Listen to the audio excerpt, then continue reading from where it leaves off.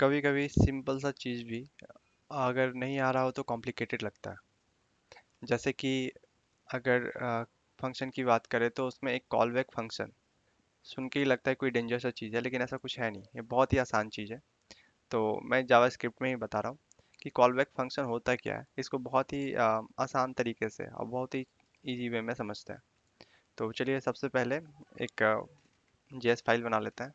तो उसका नाम हम टेस्ट टेस्ट रख देते हैं, डॉट जेएस। अब ये फाइल का एक्सटेंशन मैंने जेएस रख दिया है। अब ये मेरा जेएस फाइल है। तो सबसे पहले क्या करते हैं ना, इस सिंपल सा इसमें एक फंक्शन बना लेते हैं, ठीक है। तो फंक्शन बनाने का तरीका तो सभी को आ रहा होगा, बस फंक्शन लिखना है, फंक्शन का नाम लिखना है। तो चलो फंक्शन का नाम मैं लिख देता हूँ टेस्ट। और इस फंक्शन के अंदर कुछ ऑपरेशन परफॉर्म कर देता है, जैसे कि मैं कंसोल डॉट लॉग। तो अगर ये एग्जीक्यूट होता है तो टेस्ट फंक्शन एग्जीक्यूटेड लिख देता है।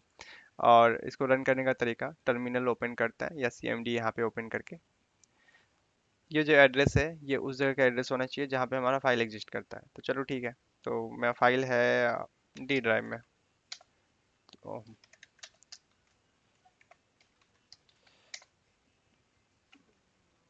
कहाँ चला गया, डी। तो ये मेरा डी ड्राइव में मैं आ चुका हूँ। यहाँ पे अपना टेस्ट डॉट जेएस को रन करता है। तो किसी भी जावास्क्रिप्ट फाइल को रन करने के लिए नोड इन्वायरमेंट होना बहुत ज़रूरी है, क्योंकि नोड एक रन टाइम इन्वायरमेंट है जो हमारे जावास्क्रिप्ट को रन करता है। तो ऑलरेडी मेरे में नोड इंस्टॉल्ड है। अगर आपको चेक करना है कि आप में नोड इंस्टॉल है कि नहीं, तो नोड हाइफन वी टाइप करना है और ये आपको बता देगा कि नोड का कौन सा वर्जन इंस्टॉल्ड है। नहीं, अगर नहीं पता है इसके बारे में, अगर नहीं इंस्टॉल्ड है, तो मैं किसी और वीडियो में उसको बताऊंगा, ठीक है। क्योंकि जावास्क्रिप्ट को और नोड जेएस को पढ़ने के लिए नोड तो होना बहुत ज़रूरी है। तो चलिए स्टिक टू द पॉइंट। हम लोग देखते हैं अब हमारा जो ये फंक्शन है इसको ये रन करता है कि नहीं, पहले वो चेक करता है। तो टाइप करना है नोड टेस्ट डॉट जेएस। तो इसका आउटपुट जो है अभी आएगा नहीं। क्यों नहीं आया?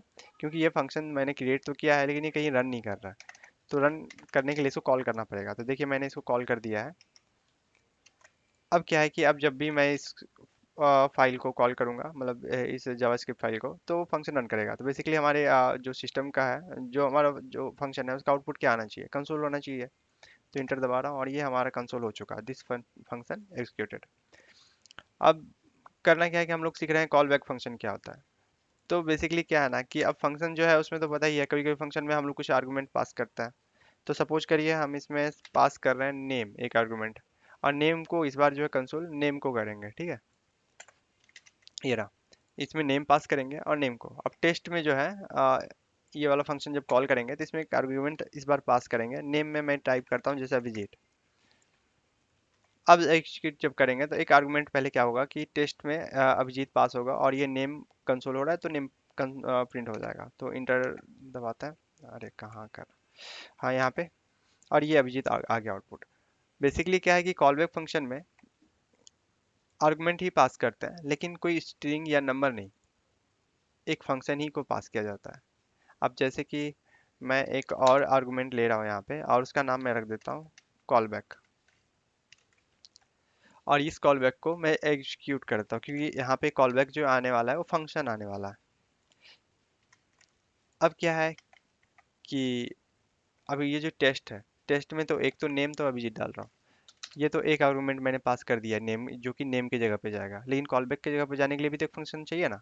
तो यहाँ पे क्या है ना कि हम लोग फंक्शन यहीं पे बना सकते हैं। तो जैसे कि मैं एक फंक्शन बना रहा हूँ कंसोल,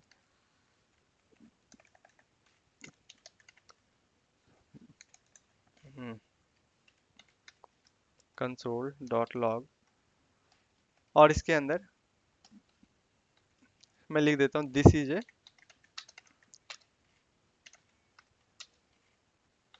कॉल बैक फंक्शन, कि जब भी रन होगा तो ये रन होगा, ठीक है। तो अब क्या है, ये कॉल बैक मैंने फंक्शन, अब मैंने ये कॉल बैक फंक्शन बना दिया है, ठीक है। तो सिंपली मैं क्या कर रहा हूँ, टेस्ट नाम का फंक्शन को एग्जीक्यूट कर रहा हूँ, जो कि दो पैरामीटर लेता है। तो जिसमें कि दो आर्गुमेंट हम लोग को पास करना है। जैसे अभिजीत एक आर्गुमेंट मैंने पास किया है, और दूसरा आर्गुमेंट जो कॉल बैक की जगह पे जा रहा है वो एक फंक्शन आर्गुमेंट एक्सपेक्ट कर रहा है। तो ये कॉल बैक मैंने एक फंक्शन बनाया है, एरर फंक्शन, और ये जो है वहाँ पे पास हो रहा है। अब मैं इसको रन करता हूँ तो देखना है कि क्या हो रहा है। तो सबसे पहले क्या हुआ कि यहाँ पे दो काम एग्जीक्यूट हो रहा है टेस्ट फंक्शन में। पहला कि नाम प्रिंट हो रहा है, दूसरा ये जो फंक्शन है वो कॉल हो रहा है। तो नाम जब प्रिंट हुआ तो अभिजीत आ गया, और दूसरा क्या है, कॉल बैक फंक्शन एग्जीक्यूट हुआ। कॉल बैक फंक्शन में तो ये कंसोल है, तो इस कंसोल में क्या है, this this is a call back function, तो वो वाला भी एग्जीक्यूट हो गया। इसको और सिंपल तरीका से अगर करने का तरीका ये भी हो सकता है कि चलिए एक और फंक्शन ही बना लेते हैं। तो और इसका नाम रख देते हैं फंक्शन टेस्ट2। फंक्शन फंक्शन चलिए डेमो ही रख देता हूँ, demo, this is a demo function. अब इसको थोड़ा सा समझते हैं इस तरह से कि जिस तरह से हम लोग टेस्ट फंक्शन को, जिस तरह से टेस्ट जो है वो दो आर्गुमेंट एक्सपेक्ट कर रहा है। तो टेस्ट में तो मैंने एक आर्गुमेंट तो पास कर दिया है नेम की जगह पर अभिजीत, लेकिन दूसरा में क्या, तो दूसरा में मैं एक फंक्शन ही पास कर दे रहा हूँ। तो फंक्शन मैंने क्या बनाया है, डेमो, तो बस डेमो को पास कर देना है।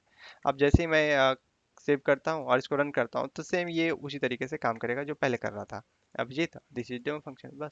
यानी कॉल बैक फंक्शन में कुछ खास नहीं है, बस हम लोग जो आर्गुमेंट पास करते हैं ना उसमें एक फंक्शन ही पास कर देते हैं, जो कि वो इस मेन फंक्शन रन होने के सबसे आखिरी में वो रन होता है। तो यही था कॉल बैक फंक्शन।